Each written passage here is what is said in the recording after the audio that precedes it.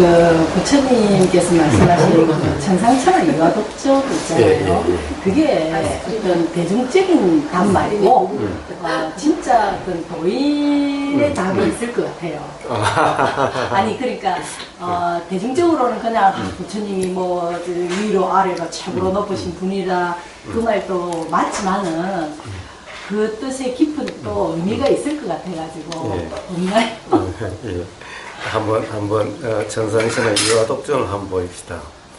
부처님이 태어나시자마자 뭐 동서남북으로 7걸음을 걸으시고 그러셨다고 그러던가 그렇죠? 그러면은 태어나자마자 그게 사실일까요? 사실이 아닐까요? 그게 사실 같습니까? 자, 그 이유를 한번 보시죠. 자, 부처님이 태어나시자마자 동서남북 7걸음을 걸으시고 천상천하 유아독존이라고 만약에 실제로 그러셨다면은 그럼 그 이후에 예를 들면 고행, 수행이 뭐며 그 이후에 그 삶에서 일어났던 어떤 혼란이나 어떤 고행이나 수행은 그건 왜 필요했죠? 네? 태어나자마자 7걸음씩 동서남북을 하시면서 천상천하 유아독존이라고 하셨다면은 그게 사실이라면은 그 다음에 사실은 출가하셔서 뭐 그렇다는 것은 사실 그런 일이 일어날 수 없는 거죠.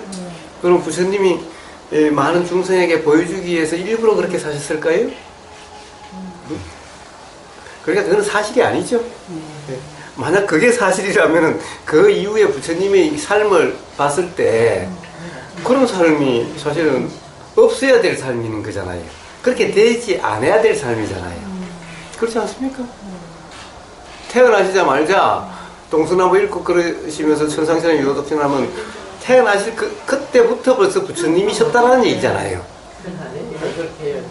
그런데 뭘 그 이후에 살면서 어떤 뭔가 괴로움을 경험을 하시고 출가를 하시고 또 여러 스승들을 찾아다니면서 수행을 하시고 왜 그러셨죠?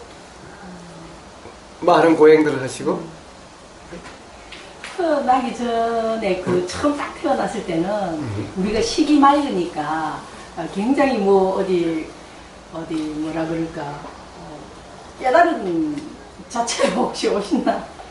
식이란 것은 누구나 다 막습니다.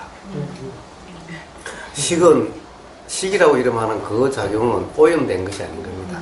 지금 이 순간 작용되는 식도 그것은 다 막습니다. 그 맑은 그것을 식이라 이름하니까. 자, 그러니까 그것은 사실이 아니죠. 그냥 부처님의 삶을 이렇게 정리하는 누군가 쓰지 부처님의 삶을 당신 스스로 쓰시지 않았잖아요. 그러니까 쓰는 사람이 이제 그런 어떤 뭐 그런 것을 덧붙일 수 있었겠죠. 자, 그러면 어쨌든 천상천하 유아독존이라는 말은 도대체 뭐냐라는 거죠. 천상천하 유아독존. 천상 하늘이 천상천하 하늘 아래. 그러니까 온 우주 전체란 말이죠. 온 우주 전체 일체에서 유아독존 오로지 내가 나 홀로 스스로 홀로 존귀하다 이런 말이죠. 뭐 그것도 뭐 존귀하다 존자를 쓰나 사실 이 존재한다는 존자를 쓰나 사실 그거는 뭐 큰 차이가 없어요. 다 그 말이라는 것은 그렇게 중요하지 않습니다. 스스로 그렇다.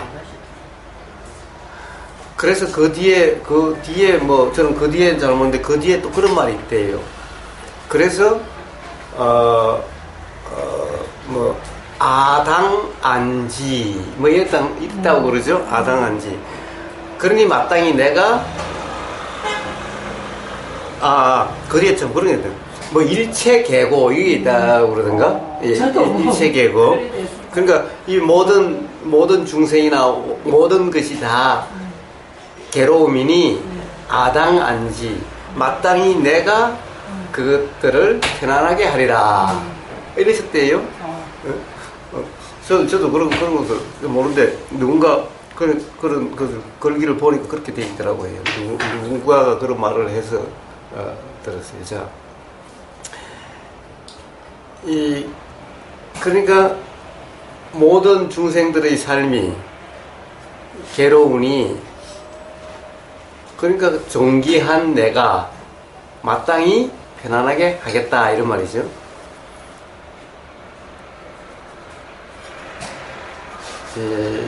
그런 맥락에서 이제 천상천하 유화독존을 봐야 되는데, 천상천하 유화독존, 일체계고 아당한지 뒤에 정확하게는 아닌데 하여튼 전체적인 그런 뜻입니다. 전체적인 그런 뜻입니다. 자, 부처님이 그렇게 말씀하셨다면은 그 이후에 이제 초전 법륜 깨달으시고 난 다음에 초전은 처음 가르치신부터 계속해서 84,000 법문 또는 뭐라 그럽니까? 사부니까야 해서 방대한 그런 이제 말씀의 기록이 남아 있는데, 그런데 그러면 이제 처음도 그러셨으니까 그런 말씀이 많으셔야죠. 그런데 그 이후에 초전법륜경부터 시작해서 초전법륜경의 처음 가르침을 펼쳤을 때 도대체 어떻게 괴로움이 소멸돼서 괴로움이 없게 되는지의 이치를 말씀하셨고, 그런데 그 이치 중에 제일 처음이 문득 중도를 발견해서 중도로서 깨달음과 괴로움부터 벗어남이 있게 됐다라고 말씀하셨어요. 그래서 중도. 그 다음에 이제 어떤 도를 말씀하시는 데는 전부 다 내가 너희를 깨닫게 할 것이라 말씀하신 게 아니라 도로서, 중도로서 그렇게 되리니 전부 다 중도를 닦아라, 중도가 되라라고 계속 말씀하셨어요. 그럼 말씀이 안 맞지요? 응?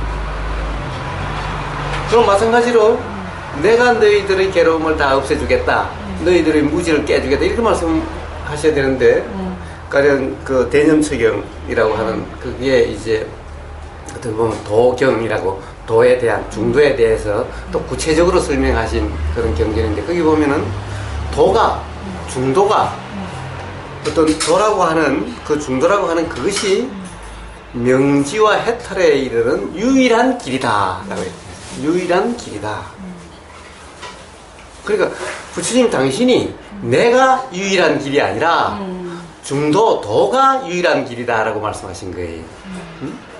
자, 그럼 앞에 말하고 안 맞지요? 태어나시는 말씀하고 안 맞지요? 또 이런 말씀이 있어요. 부처님은 또 어떤 경전에서 이런 말씀을 하셨어요. 나는 이제 할 일 다 마쳤다. 돌아가시기 전에 나는 할 일 다 마쳤다. 그러니까 이치를 다 알았고 새롭게 이윤회할 수 있는 원인을 더 이상 만들지 않고, 그러니 이 삶이 마지막 삶으로서 어떤 현상으로도 드러나지 않는다. 난 할 일 다 마쳤다 그러셨어요. 가령 천상천하 유화독존으로서 아당한지 내가 마땅히 일체의 괴로움을 내가 편안하게 할 거라면은 부처님은 돌아가실 수가 없죠. 이렇게 괴로워하는 사람이 많고 온 세상이 이렇게 괴로움 투성인데 어떻게 돌아가실 수가 있죠? 그럼 돌아가시더라도 가령 뭐 기독교처럼 부활을 해서 내가 죽어도 죽는 것이 아니다 라고 말씀을 하시든가, 난 할 일 다 마쳤다라고, 난 이제 더 이상 어떤 현상으로 드러나지 않는다라고 그러시고 그냥 가신 거예요. 자, 안 맞는 말이죠. 앞뒤가 서로 안 맞는 말이죠. 그러니까 그것은 천상천하 유화독존, 뭐 일체계고 아당한진가 이런 얘기는 부처님이 직접 하신 말씀이 아닌 거예요. 또 제일 처음에 얘기했다시피 논리적으로도 안 맞죠. 그러니까 그것을 이제 어떤 종교화한, 종교란 것은 다 관념화되어 있는 거기에서 부처님을 어떻게 보면 신격화, 존엄화하기 위해서 사실은 만들어낸 말일 수도 있는 거예요. 그러니까 거기에 너무 의미를 부여할 바가 없습니다. 사실은 전혀 의미를 부여하는 스타일이 아니고요. 예, 예. 뭐 내가 막 어머니들처럼 불교 거기 가서 뭐 교리를 공부하고 이런 사람도 아니에요. 그런데 어떤 그 뜻이 느껴지는 게 있더라고요. 예. 그럼 그걸 한번 말씀해 어머, 주세요. 모르죠. 근데 그래서 예. 자, 누구나 사실은 누구나 천상천하 유아독존입니다. 풀 한 폭이 저 돌담 틈에 핀 조그마한 이름 없는 꽃 하나까지도 전부 천상천하 유아독존입니다. 이 우주 만물 만상에 있을 필요가 없는, 있어서는 안 될 이런 것들은 없는 겁니다. 이런 것들은 아예 생겨나질 않아요. 생겨나는 것은 생겨날 수 있는 분명한 이유가 있기 때문에 생겨나는 겁니다. 그 이유는 뭐 인간이나 신이라고 하는 거나 귀신이라고 하는 거나 풀이라고 하는 거나 저 구더기 하는 거나 똑같은 이치지 어느 것이 더 뭐 존귀하다 아니다라고 사실은 이야기할 수 있는 것이 아닌 거예요. 그러나 문제는 이 우주 만물 만상이 작용하는 데는 그 모든 것들이 서로 맞물려 있어요. 어느 하나도 빠진 이 우주 만물 만상을 생각할 수가 없어요. 그렇게 작용되고 있는 거예요. 그러니까 하나하나가 다 존귀한 겁니다. 하나하나가 다 우주적인 작용인 거예요. 그러니까 그런 이치를 이야기한 거라면 이야기할 수 있는 거죠. 단지 그런데 어떻습니까? 사람들이 다 자기 자신을 스스로 못났다라고 생각을 해요. 스스로 못났다, 스스로 모른다, 스스로 괴롭다 라고 하고 살고 있는 거예요. 그러다 본다면 그런 것이 아니다라는 이런 자각이 생기려면은 천상천하 유아독존이라는 이런 얘기가 나오려면 이치에 대한 분명한 이해가 있어야 이제 자기를 비하한다든가 열등감에 빠진다든가 라고 하는 그런 상황이 없겠죠. 그렇다면 다 바로 우주적인 이 작용이라고 하는 것을 알게 되겠지요. 그렇다고 해서 부처님이 자기 자신을 높이려고 그렇게 말씀하셨을까요? 전혀 그런 것 같지는 않아요. 그것이 바로 일어난 모든 일은 일어날 수밖에 없어서 일어난 일, 반드시 그렇게 작용될 수밖에 없어서 된 것, 그러니까 없어야 된다라고 할 수 없는 것. 그러니까 작용되는 모든 것은 없어야 될 것이 아니니 그렇게 우주적으로 작용돼서 이 우주가, 일체가 되고 있고 작용되고 있는 것이니 하나하나가 다 존귀하다 라는 그런 의미라면 굳이 이야기한다면 그런 의미라고 할 수가 있는 겁니다. 그래서 그런 자각에 있으면은 일체계고라고 하는 것들이 사실은 편해지죠. 그게 편하게 하겠다는 것이 아니라 편해지는 그 이치. 그런 일체계고, 일체계고, 우리가 모든 계롬이라 하는 것들은 그냥 그렇게 편안해진다 라는 그런 의미일 거라고 생각을 합니다. 그런데 이게 관념적으로 보면 전혀 다른 뜻이죠. 부처님이 그런 분이니 내가 세상을 다 구하겠다 이런 뜻으로 바뀌어버리죠. 그런데 그것은 바로 관념화된, 바로 그래서 부처라고 한 상을 존귀한 상, 중생이라고 하는 스스로를 무시하는 상, 이렇게 된 그런 관념화된 그런 말일 뿐인 겁니다. 그래 이제 그게 어떤 이제 스님의 그 법문이 2년 전부터 제가 이 궁금증이 또 천상천하 유아 독존에 대해서 이게 진정한 뜻이 뭔지 좀 궁금증이 일어났지만 사실 뭐 실생활하고 뭐 별 그건 없으니까 그 넘어갔는데 이제 유튜브에서 보니까 그 해석이 물론 대중들한테 이제 말하기 위한 게 있잖아요, 솔직히. 그래서 그 해석은 제가 볼 때는 좀 그렇더라고요. 근데 이제 이게 뭔가 조금 더 깊은 어떤 뜻이 있을 것이다, 있다 그런 이제 느낌이 있어가지고 그래서. 대중들한테 말씀하시고 불편해서 이상하게 하시는 말씀 있어요? 뭐요? 대중들이 들으면 이상하게 하셔서 이상하게 하시는 말씀이 있느냐고요? 저요? 없죠? 네. 그러니까 거꾸로 불편해요. 하시는데.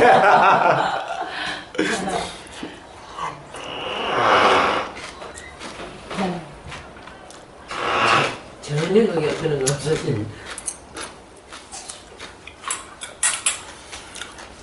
한번 보십시오. 관념이라는 걸 한번 보십시오.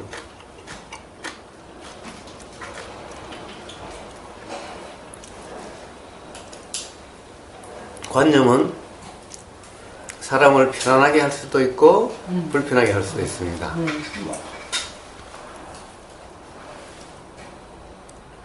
관념은 항상 사람을 편안하게나 불편하게 하는데 그 편안함은 결국에는 불편함으로 바뀌게 돼요. 그런데 이제 관념의 반대가 사실이죠. 사실 실제죠. 사실은 제일 처음에는 그것을 관념적으로 받아들여서 불편해질 수도 있는데 결국 그것이 자기가 오해했다라고 하는 자각이 있기 때문에는 결국 편안함으로 가게 돼요. 그러니까 사실은 항상 결국에는 편안함으로 이끌고 관념은 결국은 불편함으로 일 겁니다. 관념을 통해서 결코 편안해질 수가 없어요. 누군가가 가령 부처님을 그렇게 예를 들어서 존귀하고 신격화하고 그렇게 하면은 우선은 편해질 수가 있어요. 그런데 결국엔 그것은 괴로움의 원인이 되고 언젠가는 불편함으로 귀결되게 돼요. 부처님의 그 진실, 부처님의 진실이란 것은 뭡니까? 똑같이 가령 이거나 부처님의 몸이나 여기서 작용되는 이 마음작용이나 부처님의 마음작용이나 이 이치가 똑같다라고 하는 그 이치, 그 사실이 분명해지면은 반드시 편안하게 돼요. 그래, 가령 어떤 사람에게 관념적인 좀 설명이 그래도 필요하지 않느냐. 모르는 사람들에게 부처님을 이렇게 신격화해서 부처님을 좀 의지하고 믿고 의지하게 함으로 해서 좀 삶이 편해질 수가 있지 않느냐. 그렇죠. 그것은 일단 아픈 사람에게 진통제 주면 좀 이 아픔이 좀 진정되는 이런 건 있을지 모르죠. 또 당장 그 배고픈 사람에게 밥 한 그릇 준다면은 당장 배고픔에서 벗어나서 이 편안해질 수 있을지는 모르죠. 그런데 가령 마치 밥이나 그렇게 하는 부처님을 이렇게 하는 것이 그것이 진실이고 실제고 사실이라고 잘못 이해되게 되면은 그럼 부처님에 매달리게 되는 이런 현상이 일어나는 거예요. 그러다면 결국 진통제 남용과 같이 결국에는 부처님이 다 해결해 주시나요? 응? 만약에 부처님이 해결해 주실 그러면 이 세상에 무슨 고통이 괴로운 사람이 왜 있겠어요? 자비심 그 자체인 부처님이 아예 다 중생의 괴로움을 다 없애주시면 되지. 아예 사랑이라고 하는 하나님이 왜 그래요? 이 고통받고 있는 중생들을 그런 사람들을 왜 둬요? 그냥 그 사랑이신 하나님이 다 괴로움 없애주면 되지.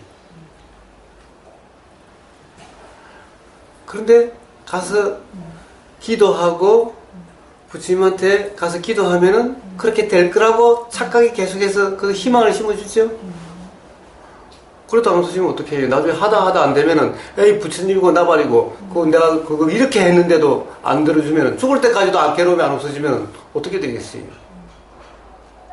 그렇게 해서 어떤 배신감을 느낀다든가 그 믿음이 어떠한 상황에 의해서든 깨지고 나면은 더 깊은 배신감과 그때까지 편안했던 것이 전부 다 미움, 원망해서 괴로움으로 돌아오게 되는 거예요. 밥 준다고 해결이 돼요? 밥을 언제까지 주실 거예요? 얼마나 주실 수 있나요? 옛날부터 그런 말이 있죠. 가난은 나라님도 해결 못한다고. 밥을 져가지고 해결되고 옷을 져가지고 해결되고 약을 져가 해결될 거라고 한다면은 그러면 국가에서든 모든 절에서 스님들이 전부 다 그 운동 해야 될 거 아닙니까? 밥 주기 운동, 옷 주기 운동, 약 주기 운동 해야 될 거 아닙니까? 아니 그게 아니라 부처님 당신부터 그 당시 인도는 지금보다도 더 못 살았겠죠. 뭐 보거나 마나 뻔한 사실 아닙니까? 그럼 부처님이 뭘 하셨어야 돼요? 가령 옷 나눠주고 그 왕궁에 있는 재산 다 팔아가지고 옷 많이 사가지고 못 입는 사람 나눠줘야 될 거고 쌀 해가지고 나눠줘야 될 거고 약 사가지고 나눠줘야 될 거 아닙니까? 자 그래가지고 될 문제가 아니죠. 결국엔 바로 사실이라고 하는 이 사실을 알아야 된다. 사실 이 작용의 이치를 알아야 된다. 그래서 바로 도로서 이치가 알아진다. 이렇게 이치가 알아져야 괴로움에서 벗어나게 된다. 그러니까 배부르고 뭐 병 안 들고 이런 문제가 아니다.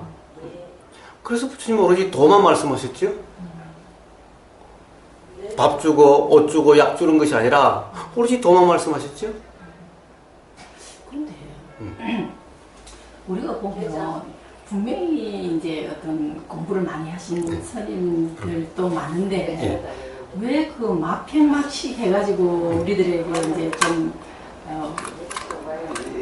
불미스러운 일들을 많이 일으키는 분들이 있잖아요. 네. 그런 분들도 다 부처님 공부를 하고 도 공부를 하지 않습니까? 예, 왜 그렇겠어요? 즉 관념적인 도 종교가 관념화돼서 그렇죠. 예. 그러니까 부처님 도를 관념의 도가 됐고 부처님의 가르침이 전부 다 관념화돼서 그런 거죠.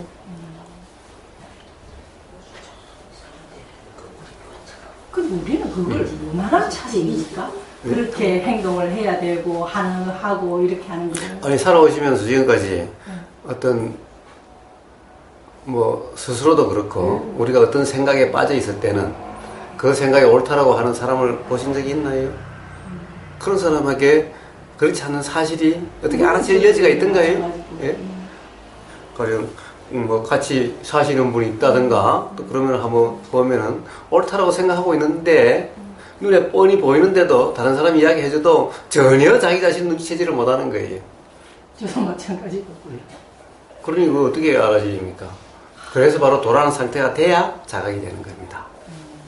그렇지 않고 내 생각이 맞다 또는 생각이 사실이라고 하는 이 착각이 있는 한은 결코 알아질 수가 없는 겁니다. 그리고 결국에는 그것이 뭡니까? 내가 안다라는 거죠. 뭘 알든 안다라는 거죠. 안다라는 생각이 있는 사람은 절대 자각되질 않아요. 즉 자명은 내가 안다라는 거 없이 모르는 것도 없는 이런 상태로 자명하든지 그렇지 않다고 한다면은 아예 아는 것이 없다라고 하는 무지의 자각이 되지 않으면은 결코 자각될 수가 없는 겁니다. 승산 스님께서 오직 모를 뿐이라고 말씀하신 게 진짜 이제는 좀 그게 이해가 되더라고요. 아무리 뭔가 수행을 한다는 게 뭘 알려고 했는데 결국 오히려 더 모르겠다는 쪽으로 가버리더라고요. 예. 진짜 일단은 무지는 자각하고 있습니다. 예.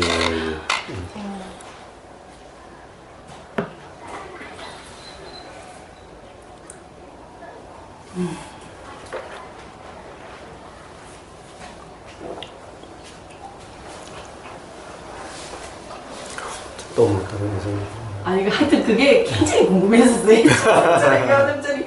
아니 이 나이에 그게 뭐가 또 궁금하겠어요. 다른 사람 같으면 전혀 보통 그 말을 그냥 궁금해할 것도 없는데 사실은 뭐 근데 내가 여기 올라오고 그랬는지도 모르죠 뭐.